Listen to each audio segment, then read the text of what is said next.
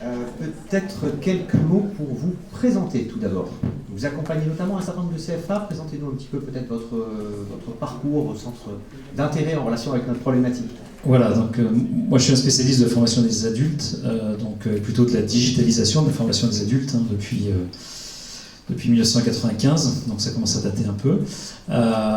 Donc moi j'accompagne des organisations qui veulent basculer en fait une toute ou partie de formation ou de dispositif ou même de l'intégralité de leur centre de formation ou leur offre de formation avec une partie de digital. Donc historiquement, j'ai plutôt travaillé avec des très grands comptes. En 1995, il n'y a pas grand monde qui se lançait là-dedans. Il fallait beaucoup d'argent. Surtout que ça n'avait aucun résultat. Donc il fallait vraiment essayer. Et puis petit à petit, ça s'est étendu.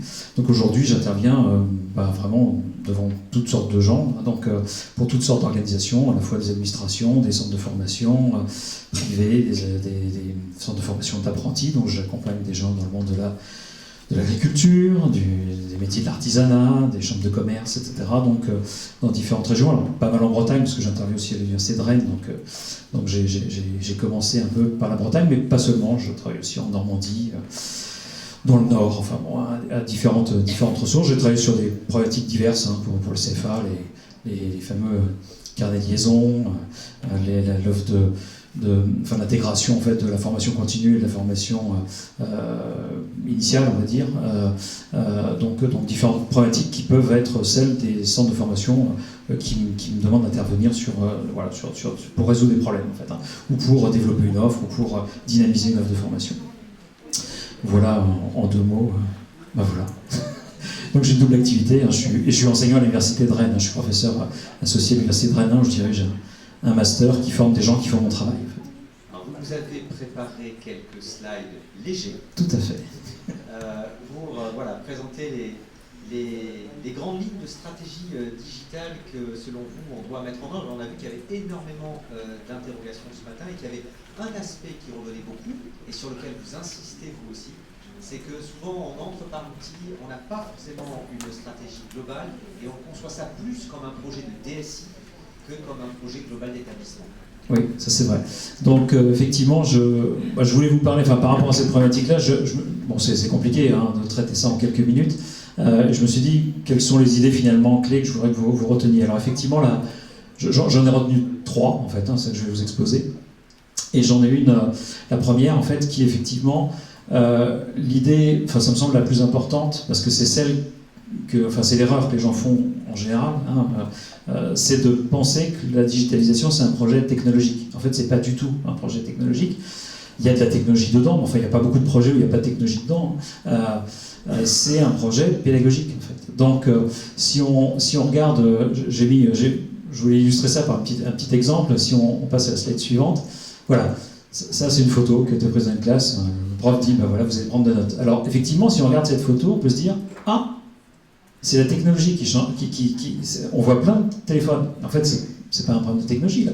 Ce qu'on voit là, c'est un usage, c'est une scène de gens qui interagissent. Ça n'a rien à voir avec la technologie. Il se trouve qu'ils utilisent un téléphone, certes, et qu'on peut le susciter, mais ici, on voit bien que le problème qu'il y a dans cette photo, c'est la séquence pédagogique. Comment ça se fait que ce genre de choses peut arriver? C'est juste que ça n'a pas été anticipé. Le problème, il est du côté de l'offreur, là, il n'est pas du côté de l'apprenant. L'apprenant, lui, il a un téléphone, il se dit, je peux prendre des notes, je vais faire une photo. La question, c'est de savoir pourquoi les notes sont sur le tableau. Qu'est-ce qu'elles font sur le tableau? Donc, et évidemment, le prof, lui, il ne s'attendait pas à ce qu'il se passe ça, forcément non plus, en fait. Donc on voit bien qu'on est dans un malentendu, et que la digitalisation, c'est résoudre ce malentendu. C'est se dire comment je vais utiliser la technologie pour faire quelque chose qui serve aux gens qui se forment. En fait, c'est ça qui est important. Alors j'avais mis une autre idée, toujours dans la suite. On parle beaucoup de plateformes, on dit qu'il faut produire ses ressources, etc. Ok, il faut une plateforme, il faut des ressources, c'est sûr, si on n'a pas de formation. Mais quand on regarde finalement ce que c'est que la formation, ça a été dit juste avant dans la table ronde, c'est quoi le métier de formateur? Le métier former des gens, c'est les prendre en charge. Ça n'a rien à voir avec les contenus, en réalité. Effectivement, il faut des contenus, mais quand vous dites le volume horaire, il va varier, c'est pas à cause des contenus qui varie le volume horaire, c'est à cause des gens. C'est des gens qui se forment. Pourquoi certains le font en 150 heures et d'autres en 800 heures? C'est pas à cause des contenus. c'est à cause des gens. Donc si on veut concevoir un dispositif qui fonctionne bien avec le digital et si on veut individualiser c'est l'individu, ça n'a rien à voir avec les contenus. C'est le contexte qui est important. Le contenu aujourd'hui, ce qu'apporte le digital, c'est que le contenu c'est devenu extrêmement simple. En fait, aujourd'hui on produit encore des ressources, mais il faut qu'il y ait bien des gens qui produisent des ressources, de toute façon sinon on n'en aura plus. Mais aujourd'hui on trouve quand même beaucoup de choses. En fait, on intègre facilement des ressources qu'on trouve à l'extérieur. L'interopérabilité des plateformes, ce qu'on évoquait tout à l'heure, bien sûr qu'il faudrait un portail unique, ça c'est le rêve de tout le monde, mais ça c'est la vieille informatique. Vos apprenants, ils cherchent pas un portail unique. Enfin, vous cherchez, quand vous allez sur Internet, quand vous vous branchez sur Internet, vous dites pas « mon rêve ce serait qu'il n'y ait qu'un seul portail unique pour tout Internet, que je trouve exactement ce que je veux ». C'est pas ça que vous faites. Ce que vous avez dans Internet, c'est de chercher. Vous êtes peut-être inscrit sur des MOOC, il y a 15 plateformes, il n'y aura jamais une plateforme qui ne reprend pas toutes les MOOC du monde, ça n'arrivera jamais, j'espère. Il ne faut pas. Donc ça veut dire que même dans l'offre qu'on a, il va falloir être capable d'intégrer des choses qui viennent de partout, une grande diversité. C'est ça l'intérêt, c'est la diversité et la capacité à faire un dispositif qui se tient, dans lequel on accompagne les gens dans cette diversité, qui ne fera de toute façon que grandir. On produit autant d'écrits chaque année qu'on en avait produit depuis le début de l'histoire de l'humanité jusqu'au début de l'année. Donc ça ne va pas s'arrêter, hein. Ça va continuer à augmenter. Et c'est pas linéaire, c'est exponentiel. Donc de toute façon, ça va continuer de plus en plus. Donc c'est dans ce schéma-là qu'il faut s'inscrire. Il faut avoir une vision un tout petit peu plus détachée finalement de cette technologie. Alors j'avais une deuxième idée, je ne sais pas si... non, c'est bon. Une fois que je suis lancé. Alors deuxième idée, je ne sais plus ce que c'est, donc il faudrait me l'avancer. C'est la deuxième idée, le 2. Merci. L'exercice aussi de sélectionner 3. Oui, justement. Oui, voilà, si, il y avait une logique quand même dans mon discours. Donc la deuxième idée, c'est que si finalement on veut s'en sortir, il faut réfléchir en termes d'expérience utilisateur. C'est-à-dire qu'on voit bien que ce que le digital permet d'améliorer dans l'apprentissage, c'est l'expérience de celui qui apprend. C'est la seule chose qui a de la valeur. Hein, le reste n'a pas tellement de valeur. Bon, améliorer l'expérience du formateur, c'est pas mal. Hein. Moi, je suis formateur, c'est vrai que c'est bien. Mais c'est pas essentiel. Notre boulot, c'est pas d'améliorer l'expérience du formateur, c'est d'améliorer celle de l'utilisateur. Et donc, ça veut dire que, du coup, l'objectif, en fait, de la digitalisation, c'est bien de faire basculer progressivement. Je parle bien de progressivité, hein, c'est pas de faire la révolution, mais ça va se faire quand même dans le temps, de quelque chose qui est... faut produire, hein, vous êtes dans les CFA, votre boulot c'est de produire de la formation, c'est de la gérer, voilà, donc il y a forcément un acte de production, mais l'idée c'est de se dire comment je peux produire cette formation en n'intéressant pas à celui qui la produit, en essayant de rationaliser absolument la production, mais en essayant en fait de développer des compétences chez les utilisateurs. Bon, il y a un truc qui a été cité tout à l'heure qui est flagrant aujourd'hui, hein, qui n'a rien à voir avec la technologie, c'est pourquoi on passe des disciplines aux compétences. Voilà. Les disciplines, ça a été fait pour rationaliser. Il n'y a pas de logique dans la discipline. Hein. Il n'y a aucune logique pédagogique dans la discipline. Hein. Aucune. C'est parce qu'on ne s'intéressait pas, on s'intéressait à celui qui émettait, on ne s'intéressait pas à celui qui recevait. Les compétences, on s'intéresse à celui qui reçoit. Voilà. Donc vous voyez bien que le digital, c'est le changement de posture. Alors, c'est pas né avec le digital, ça. D'ailleurs, c'est assez rigolo, parce qu'on voit ressortir tous les théoriciens de l'éducation, etc., qui sont tous morts depuis très longtemps et qui s'intéressaient à cette partie-là. Donc, c'est assez rigolo de les voir réapparaître maintenant. Par contre, le digital l'impose. Parce que quand vous avez votre smartphone, c'est votre smartphone, quoi. Et on ne vous l'a pas fourni, c'est le vôtre, et c'est vous qui allez chercher l'information. C'est vous qui décidez. C'est vous qui dites « Oh, cette vidéo, elle me barbe », et 15 secondes, hein, même pas, hein, le temps de visualisation d'une vidéo. Au bout de 15 secondes, si ça ne vous intéresse pas, vous zappez. Donc, il y a des gens qui vont encore plus vite que ça. Donc, ça veut dire que c'est l'utilisateur qui a la main. Donc, maintenant, il n'y a pas le choix. Ce n'est pas une question d'option. C'est une question de si je veux que les gens développent des compétences, il faut que je leur offre quelque chose qui ait du sens pour eux. Et s'intéresser à l'expérience utilisateur, ça peut être utile notamment pour le livret d'apprentissage dont on parlait tout à l'heure, numérisé, qui n'a pas forcément très bien fonctionné, alors que vous plaidez plutôt pour d'autres types d'initiatives. On en a cité une ce matin et vous en avez une autre dans le CFA agricole qui est intéressante parce qu'elle s'intéresse précisément à l'expérience utilisateur. Ben oui, quand on a travaillé avec les CFA de l'agriculture en Bretagne, quand on a travaillé sur le livret d'apprentissage, moi je ne savais pas ce que c'était, hein, j'ai découvert. Et donc on m'a montré un truc qui ressemble à un formulaire des impôts, en fait, hein, enfin, c'est un formulaire, quoi. Donc il faut le remplir avec du texte, tout ça. Et alors, Donc il disait, bah oui, ils m'ont montré comment c'était rempli. Alors en même temps, quand on voit la forme, c'est difficile de le remplir vraiment autrement, quoi, parce qu'on voit bien que on avait des apprentis qui d'un côté faisaient que des choses manuelles, visuelles, qui étaient vraiment dans le kinesthésique, le visuel, etc. Et alors on leur demandait de transcrire tout ça sous forme d'un espèce de texte dans une case. Et donc déjà, rien que l'écart, c'est compliqué de faire, pour tout le monde, c'est compliqué de faire cette transposition-là. Et puis surtout, après, on est censé le réexploiter, en fait. Mais on n'a pas la bonne forme. Donc comment on va l'exploiter à partir de quelque chose qui a déjà été traduit mal, souvent dans des termes très courts, en fait. Et donc finalement, l'exploitation pédagogique était gênée par la forme. C'est important, la forme. Donc finalement, en disant, si on le met sur le smartphone, si on demande aux apprentis de montrer ce qu'ils font plutôt que de l'écrire, ça ne veut pas dire on abandonne l'écrit, mais on passe pas par l'écrit d'abord, on passe d'abord par l'expérience, et à partir de l'expérience, l'enseignant de français, il va pouvoir revenir à l'écrit. On pourra faire décrire l'image qui a été prise, on peut travailler l'expression orale aussi à partir de ça, en disant tu vas me raconter ce que tu as fait, en fait, et il faut que je comprenne ce que tu me racontes. Donc il suffit pas que j'ai l'image, il faut aussi que je comprenne la problématique, etc. Donc on peut travailler tout à partir de ça.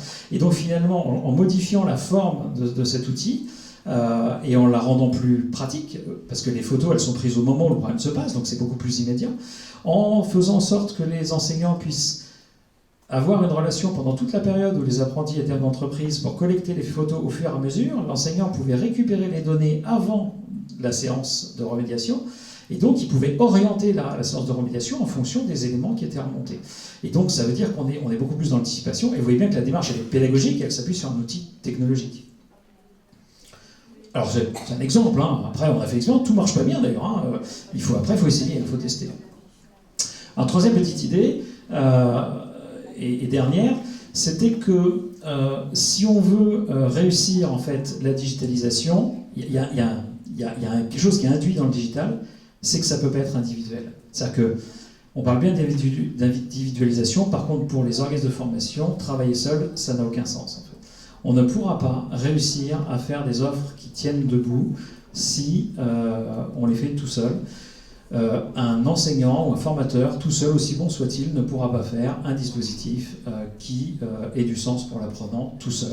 Parce que ce qui va avoir du sens, c'est l'ensemble du parcours qu'on propose, et que donc il faut que tous les gens qui interviennent sur ce parcours montent ce parcours de manière collaborative. Il n'y a pas le choix.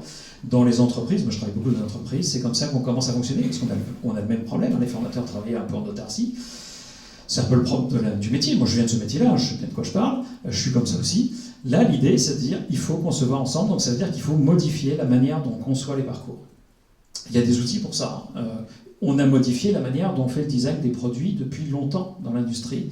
On a modifié ça dans les services depuis encore plus longtemps. Pourquoi on serait le seul secteur d'activité dans lequel la conception, finalement, ce serait un truc dont on ne s'occupe pas. Ou alors on dit, on le laisse faire, c'est la boîte noire. D'ailleurs, moi je suis enseignant à l'université, je suis payé en heures de face à face. Les enseignants sont payés en heures de face à face. C'est-à-dire que tout le reste, on ne sait pas ce que c'est. Alors ça existe, on sait ce que c'est en fait, mais on ne le regarde pas. On ne le regarde pas parce qu'on n'arrive pas à l'appréhender ça. On ne pourra pas faire l'économie de ça.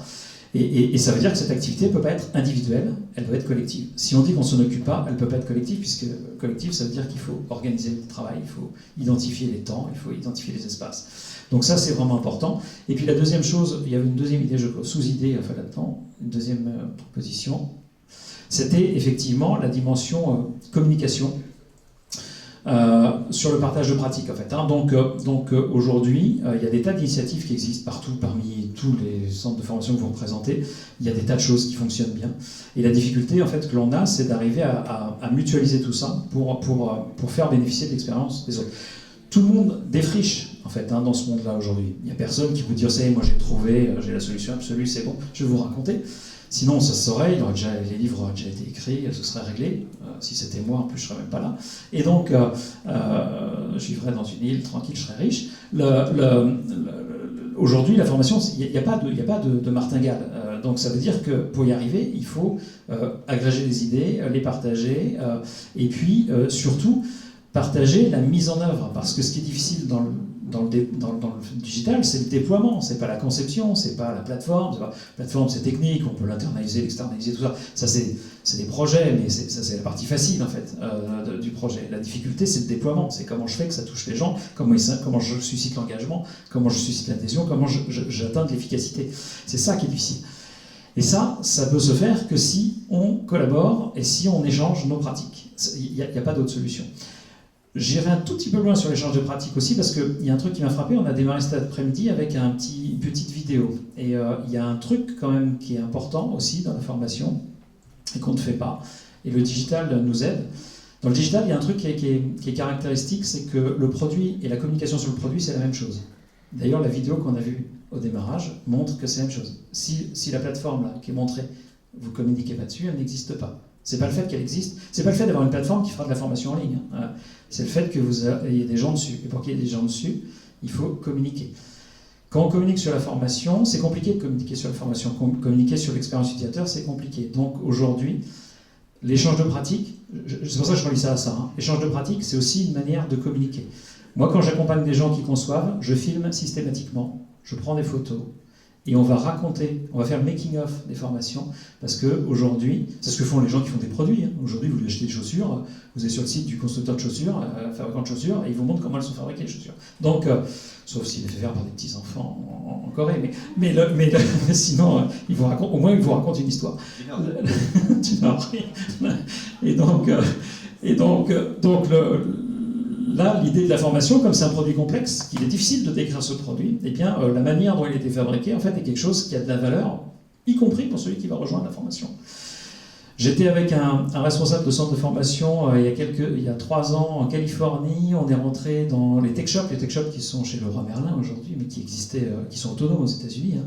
Et on rentrait dans un atelier. Il me dit c'est étonnant, hein, c'est plein de 9h du matin à 20h, ça désemplit pas. Je lui dis mais l'atelier là il ressemble à quoi? Il me dit c'est ce qu'on a dans un lycée professionnel en France, c'est à peu près le même type d'équipement. Il dit sauf que là les gens ils font la queue, ils payent toute la journée de 9h à 20h, tous les jours, 7 jours sur 7, et le gars qui a monté Tech Shop il en a ouvert partout dans le monde. C'est quoi la différence? C'est les mêmes machines, c'est la même structure, c'est exactement la même chose. Ils font de la formation, hein, puisque les gens qui vont là-dedans ne savent pas se servir des machines, sauf que c'est n'importe qui. Sauf que sur la façade, il y a marqué « Ici, vous construisez vos rêves ». Et c'était rigolo parce que c'est pas que la façade qui est comme ça. Tout le système est orienté comme ça, en fait. Et donc ce qu'ils font, c'est pas... Tout le monde sait le faire, ce qu'ils font. Tous les gens qui connaissent ce métier-là savent le faire. Il y a même des gens qui savent sûrement le faire mieux qu'eux, en fait. Sauf que la différence, c'est que eux, ils ont réfléchi, en fait, à la manière dont ils allaient le faire, et ça passe par le digital, automatiquement. Et c'est pour ça qu'on mélange. Et il n'y a pas de silo dans ces trucs-là. On a une machine à coudre à côté d'un tour vertical ou d'une machine à découpe hydraulique, ou d'une machine 3D, ou d'une machine à sérigraphie, etc. Donc c'est des gens qui ont des compétences qui n'ont strictement rien à voir. C'est très rare qu'on soit super bon à la machine à coudre et en même temps qu'on sache utiliser un tour vertical. Voilà. Donc c'est pas très courant. Et pourtant là, tout le monde va se retrouver, tout le monde va travailler ensemble. Donc vous voyez que c'est ça aussi, hein, le digital, c'est essayer de casser en fait les différentes frontières d'espace de temps et avoir une provision de valeur qui tienne debout en fait en termes de communication. Mais il faut être capable de le prouver, donc faut que le système produise ça. En fait. C'est vraiment ça qu'il faut mettre en œuvre dans la stratégie. C'est pas un problème de mécanique ou de plateforme ou de ressources ou de je sais pas quoi. Hein. C'est un problème d'offre. C'est un problème d'offre. Et pour autant, vous dites souvent qu'il ne faut pas se focaliser de manière excessive sur les outils et que la digitalisation doit servir autant le suivi et l'accompagnement que le contenu lui-même. Oui.